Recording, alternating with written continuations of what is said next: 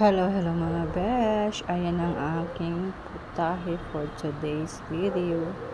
Magluluto ako ngayon ng pansit Bicol or pansit bato. Ayan, kaya lang kakaibang kulay niya dahil siya ay malunggay flavor, healthy.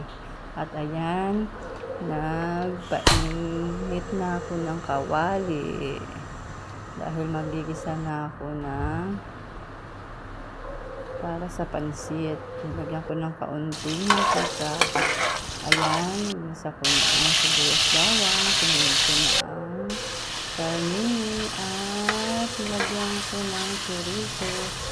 At yung mga natirang sinisig sa ref, nilagay ko rin para dagdag pampalasa. At ayan, nilagay ko ng aking gulay. Masarap yan. Ayan, healthy. Diba?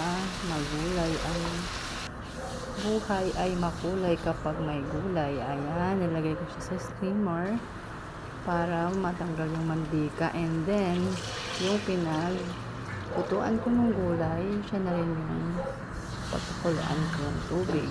Ayan na nga, nilagyan ko ng konting patis, pampalasa.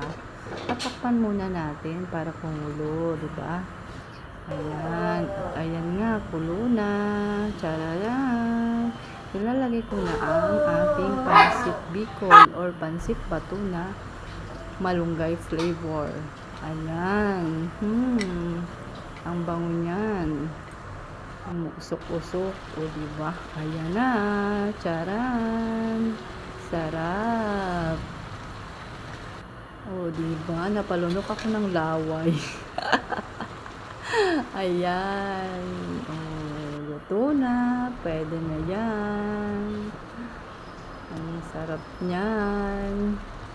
Malunggay flavor. Bye-bye.